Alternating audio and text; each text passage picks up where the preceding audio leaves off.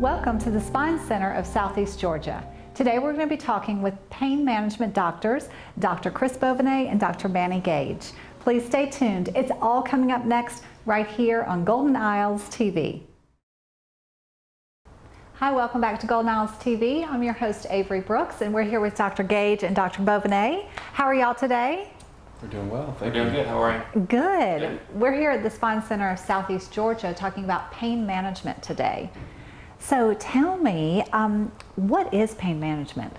So I'm Dr. Gage, we're both doctors here at the Spine Center. Pain management is a medical specialty where we actually focus on anyone that has any type of pain. Our biggest emphasis is usually on spinal pain, like neck pain, mid-back pain, and low back pain, but we also treat other kinds of pain conditions like arthritis and joints, ligament issues, and pain can be caused by a multitude of issues. As we get older, the body tends to break down sometimes, and you can get arthritis, degenerative changes that happen anywhere in the body. So we have methods besides just medications to help deal and treat that type of pain. So Dr. Bovinet, what is a pain management doctor? It's a physician that's completed after medical school a residency that's usually focused on either anesthesia, physical medicine and rehabilitation in our case, neurology, potentially neurosurgery, or even psychiatry, and then most of the time went on to an accredited interventional pain fellowship. It's the highest level of training you could get in the field, where we did an additional year after our 4-year of residency and attained a second board certification in this subspecialty. So we have the highest level of training in the field you could get, trained to treat all aspects of pain, as Dr. Gage had said, with a multimodal approach. So not just physical therapy or medications, but we're trained to first of all diagnose the painful condition based upon what the patient tells us by listening to them and doing a good physical exam and correlating that with image findings on x-ray, MRIs, or CT scans. So you put that all together and come up with a diagnosis that's causing their symptoms. And if it's not effectively alleviated by something simple like medications, Tylenol, or Motrin, we might try therapy or chiropractic. And if not quite enough, there's a multitude of procedures we could do. And that's what I guess we wanted to focus on today, talking about, because in September each year it's Chronic Pain Awareness Month, and we'll kind of make the public aware that there's a lot of things that can be done, more than just pills or epidurals. Well, let's talk about that. Tell me about some of the things that can be done. Well, you said epidurals we do for nerve pain. So if someone has a discogenic pain, so some disc in the spine, hurts in the lower back, maybe causing some leg pain, whether the nerve is being pinched, if it's too tight in the canal, we call stenosis, or tight where the nerves come out, a neurofrenal stenosis, pinched nerves, sciatica, as lay people like to call it. Epidurals are very helpful for that type of pain. If they have more pain that's just in their back, that's only when they carry things, they lean back, they lift weights, standing and walking, but it doesn't really go on the legs, it might be more the arthritis that Dr. Gage had alluded to earlier. And we could do nerve blocks and ablations that, again, none of this is surgical, it's usually just with needles. It's usually quite effective at alleviating that. There's slightly more invasive stuff we do, some kind of band-aid surgeries we call it, because we could cover with a band-aid where, as Dr. Gage talked about in prior segments, we could put in this little device here that's utilized for spinal stenosis. We have patients that have a lot of pain when they stand and walk, so it kind of pinches around the nerves, but when they lean forward or sit, they feel better. So we could make a little incision, usually about the size of my thumbnail, about 1.5 centimeters, definitely less than 1 inch, and we could treat 1 or 2 levels of stenosis. And this goes in there initially closed through a series of dilators that ultimately end up being the size of my pinky. I kind of go in like this and hold this, whatever segment is open. Then we put this device in there and it holds it open. So now when they stand and walk, it's not compressed down there. Right. Prior segment I talked about a spinal cord stimulator. Usually it's done when people have had prior surgery and it stopped working. They have this chronic unrelenting nerve pain. But more and more often now we have patients that don't want to have those big surgeries, or they've already had a surgery, they don't want another one, so they try something else. And surgeons more often than not are actually suggesting these for their patients. So this is stenosis. Well, this was stenosis. This is for any type of nerve pain, and it can be utilized for stenosis sometimes as well, as long as that stenosis is causing a nerve pain down into the legs. But it's usually for neuropathic pain. So we, like a sharp pain, stabbing pain, shooting, electric, Ideally, pain that never goes away, it might get better and worse, but it never goes away. If it wakes them up at night, they're going to be a wonderful candidate for that procedure. There's other procedures here, but we'll let Gage talk about some of the other new things we do. Yeah. So one of the newer procedures we've been doing that we didn't mention on our other two videos is a common condition that up to 30% of patients who complain of back pain actually have pain from what's called the sacroiliac joint. So it's, if you look in your lower back, you got those two dimples. There are these two joints that are across the buttock region. So it can cause pain if you've got arthritis there, if you've got ligament instability, or if that joint is just sending pain signals through the nerves, you'll have pain in the lower back or buttock, and it can wrap around to the hips and sometimes over into the groin and upper thighs. These treatments prior to this more innovative procedure usually required cortisone injections, and those work great for most patients, but there's a subset of patients where the cortisone injections only provided short-term relief. The next option was usually a major fusion, where actually they would take a drill and drill through the side of the hip and put 3 rods in there to stabilize this joint so there wasn't any movement. Well, someone who's a lot smarter than me, and probably all of us in this room, came up with a pretty simple idea that we should have came up with, and we probably could have retired. But it's a very minimally invasive procedure, similar to the Vertiflex procedure, where it's a small 1/2-inch incision. It's an outpatient procedure that we do here in the office, and the patient gets to walk home afterwards. It's one of those Band-Aid procedures, just cover it with a Band-Aid. What it is simply is this little wedge that fits in the sacroiliac joint. So you make a very small incision. We use an X-ray guidance so we can see where the joint is. After we make that incision, we stretch the joint open with a couple series of dilators, again about the size of my pinky. Then through that little dilator, we'll insert this wedge. The dilators come out, you close up the skin with some stitches, and then you put a bandage over it. The nice thing with this is we've seen very good outcomes. Dr. Bovinet and myself are very evidence-driven when it comes to any of the medical procedures that we do. Right. Because there's always new things that come out, but just because it's new doesn't mean it's good. So a lot of the studies show that the outcomes with this procedure showed anywhere from 80 to 90% success rate with 80% pain relief. And so we've slowly implemented this into our practice and seen the same kind of results. Excellent. Sounds like a great procedure. Oh yeah. So we're back at the Spine Center of Southeast Georgia, and we're talking about pain management. What can a person expect? Well, first of all, why would someone need to come see a pain management doctor? That's a good question. So usually what we recommend to patients, like, what is the time, how long should you have had pain before you need to come see a pain management specialist? In most cases, patients injure their back. A majority of low back injuries, for example, are just sprains, and that would be about 70% of them. And most of those times you'll go see your family doctor, you might go be seen at the urgent care. So if it's something that's causing you a significant amount of pain, that you're having to seek medical advice, at that point, whoever you're seeing, either your family doctor, urgent care physician, or a physician assistant, or nurse practitioner, may refer you over to us. At that point, they'll be able to make the medical decision that, hey, this is serious enough that we need to see a specialist. Right. If someone's had pain now for over a period of time, where 4 to 6 weeks and it's not improving, and they've tried the conservative things at home like rest, activity modification, when they're changing the things that usually cause their pain, they've tried Motrin, they may have tried Tylenol, ice and heat, and it's just not improving, that's a point where it's a good idea to get an actual expert evaluation to see what's causing your pain. Other things that we kind of call red flag symptoms and signs to look for, these are symptoms where if you have one of these symptoms or signs, you want to seek medical attention more quickly.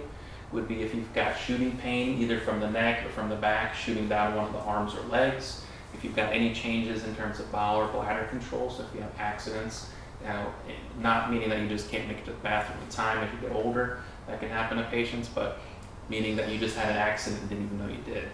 Those are usually things that you want to get evaluated a lot quicker than just waiting for it to go away. Absolutely, that makes perfect sense. So once a patient is recommended to you as a specialist, what can they expect once they get here? Well, we're going to take a thorough history first and foremost, find out when their pain started, where's their pain at, where does it radiate to, if there is any correlated symptoms, or whether it's numbness, tingling, weakness, or bowel or bladder deficits, what prior treatments they've given a try to, whether it's simple medications, over the counter, topical rubs, chiropractic, physical therapy, massage, heat, ice, rest. They had tried prior injections or surgery. So go over the basic history. If they have any relevant imaging, we'll look over that with the patient. If not, then it's appropriate, we'll order that imaging and look at it at their follow-up appointment.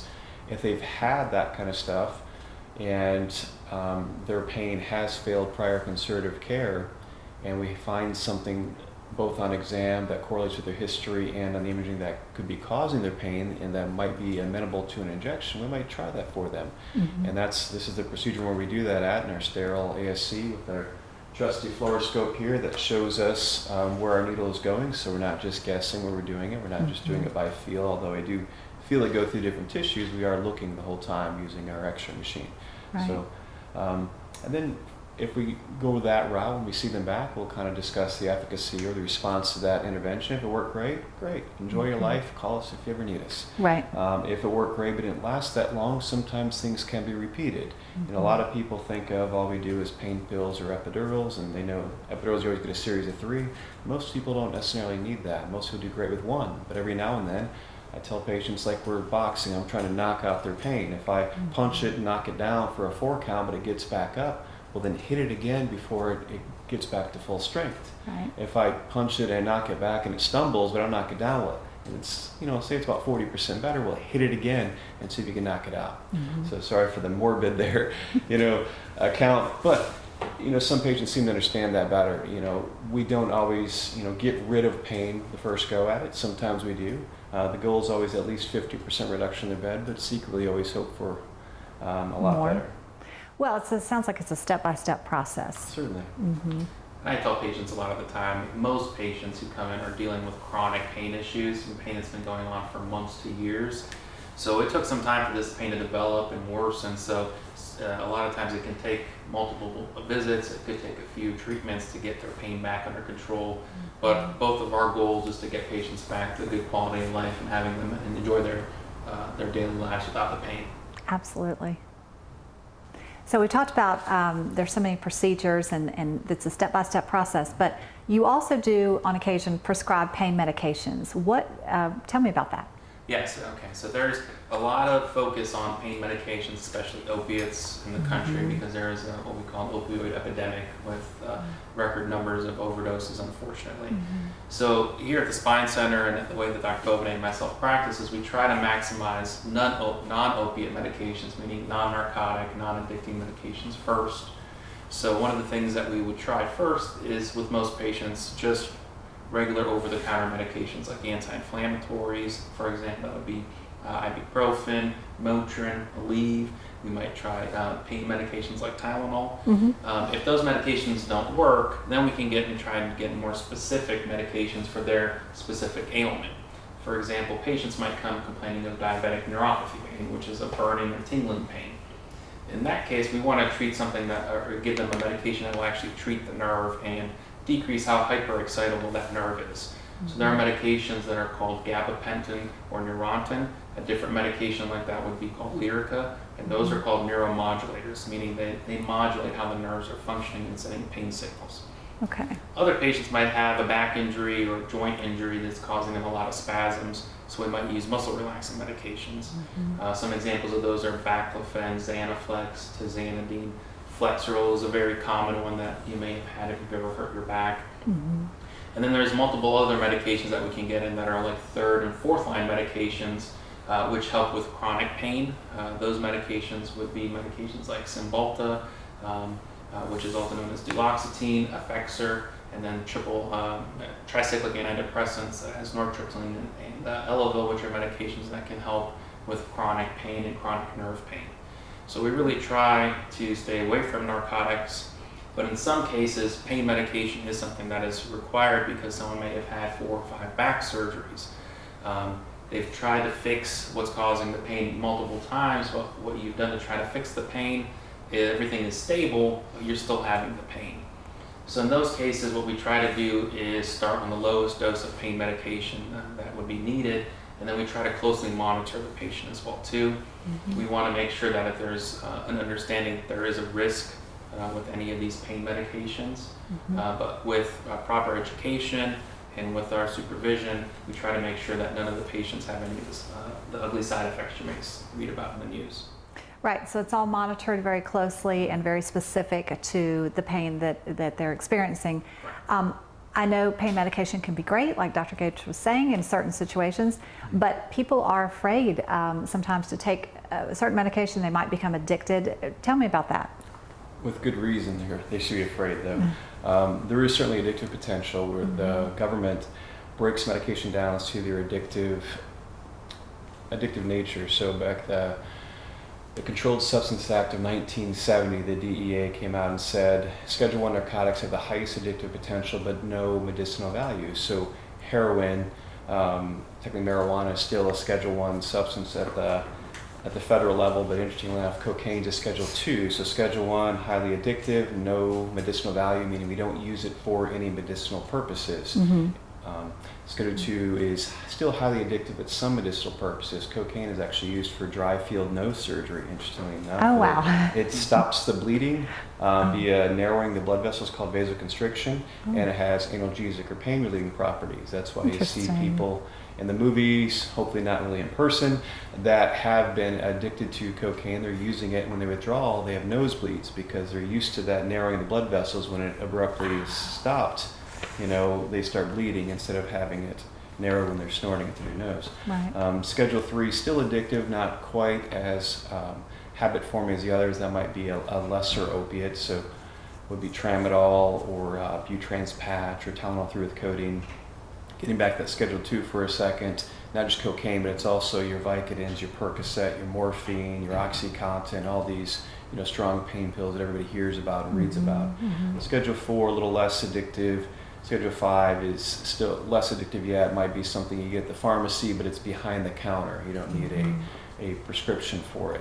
Some of the things like the Sudafeds, and they have the pseudoephedrine in there, things of that nature.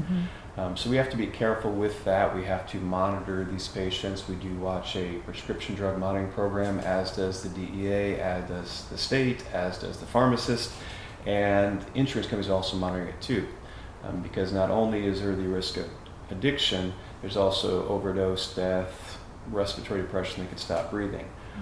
And as Dr. Gage says, it is an epidemic, so that's why we're trying our best to alleviate the pain, improve their function without the reliance upon opiates. And a lot of these procedures have been quite successful at reducing their need for pain pills, and some completely eliminating that.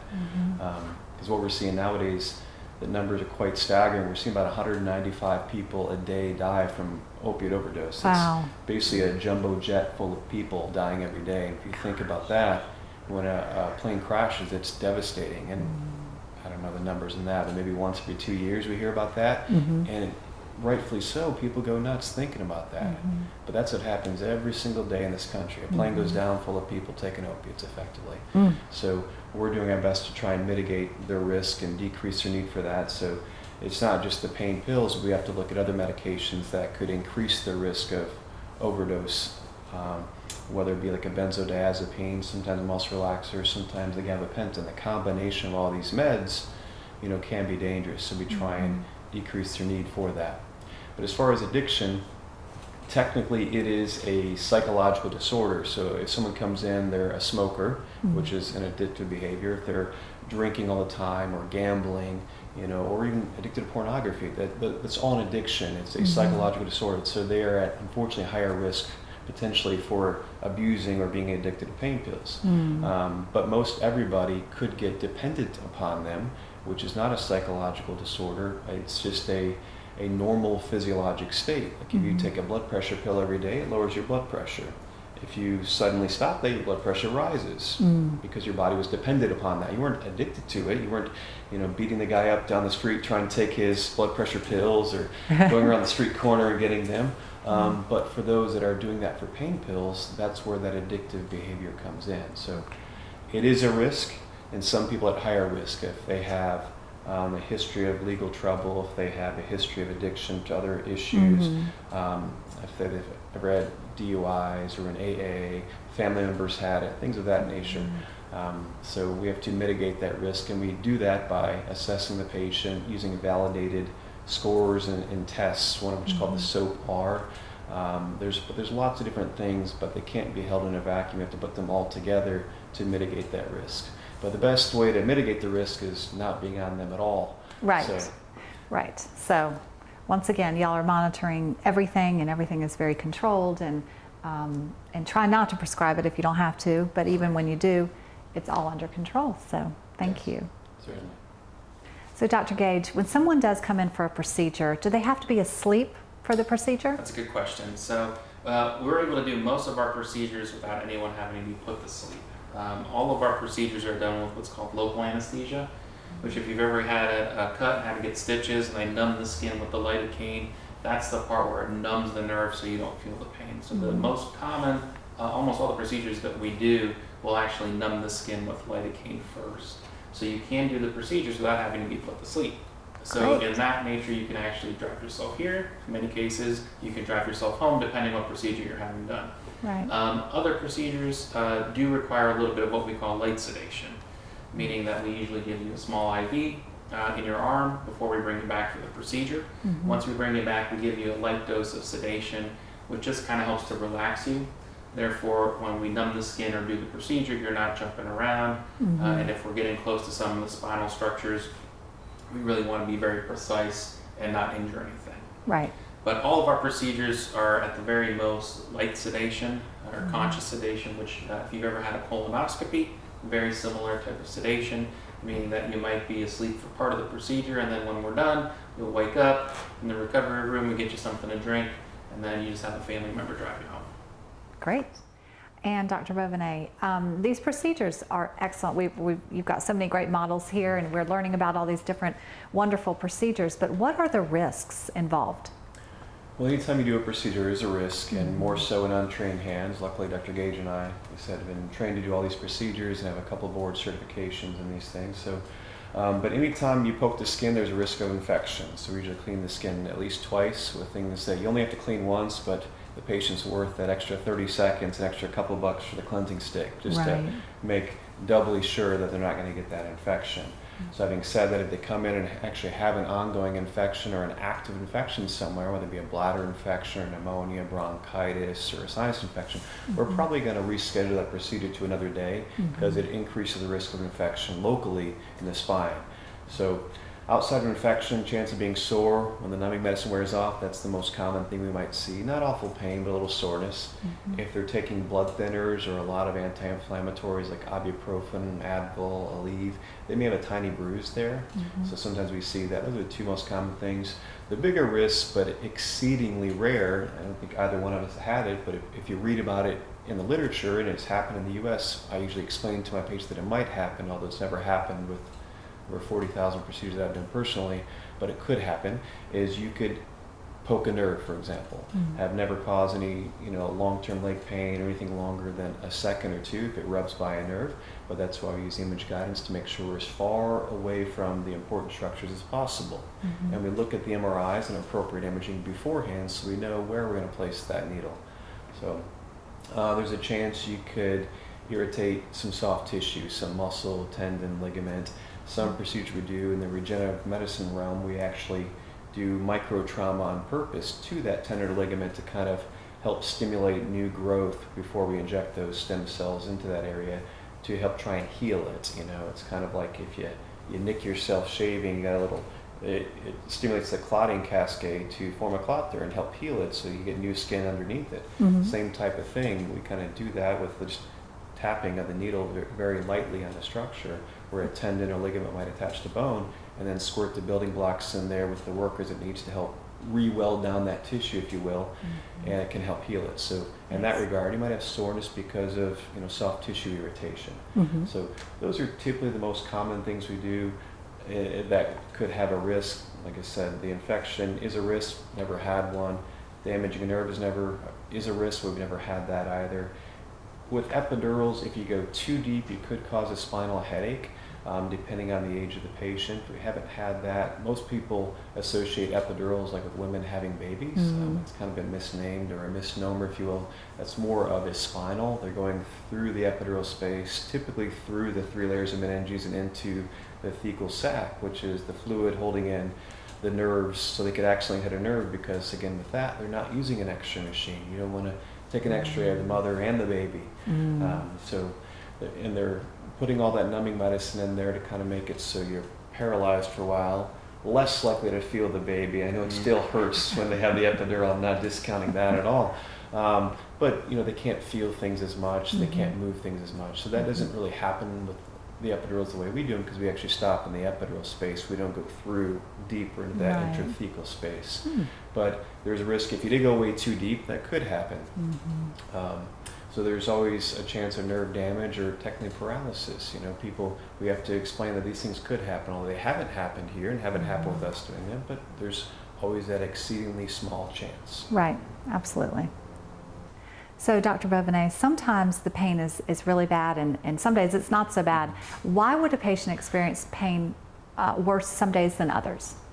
Well, that's a quite common condition when people have what we call mechanical pain or musculoskeletal pain, or nociceptive would be another term. So if someone has arthritis in their back or some muscular irritation, if they're very active, like they had to move things around the house, they were working on their garden and their yard, just being active, playing with their kids or grandkids, it might be worse the next day because they overdid it a little bit.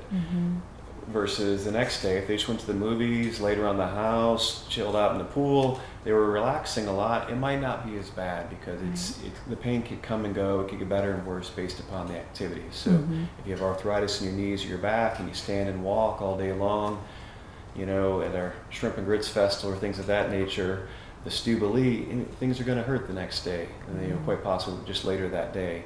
But if you're less active, you're sitting around, it might be more comfortable. So that's a very common occurrence we see. Yeah, that makes sense. So, Dr. Gage, patients obviously work with their primary physician. They want to know, do you keep the primary physician informed of the work that you're doing here, so you're sort of working together? Yes, yeah, so that's one of the things, Dr. Bovinet and myself are physiatrists. We're in our initial training of 4 years of residency, everything we did was a team approach. We used to work with therapists, other physicians, nurses, together to get the best treatment plan for the patient.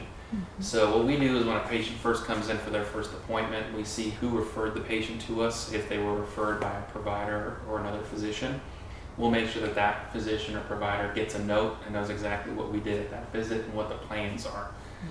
If they self-referred, or they just called our office and made an appointment, which at our office you do not need a referral to be seen, you can just call if you want to be evaluated. So what we'll do is actually see if you have a family physician or a primary care physician. We'll put that in your chart, as well if you have any cardiac history or pulmonary history, maybe you see a rheumatologist or orthopedic. What we'll always do is at the end of every visit, we'll send a letter to each of your physicians so they know exactly what workup we've done, what our next treatments are, if we've made any changes to your medications. That way everyone is up to date with what's going on. There's nothing worse than one doctor adding one medication, the other doctor doesn't know that the other doctor is, and then you've got competing medications that shouldn't be used together. Absolutely, so it's a team approach. Correct. Yeah, that sounds really good.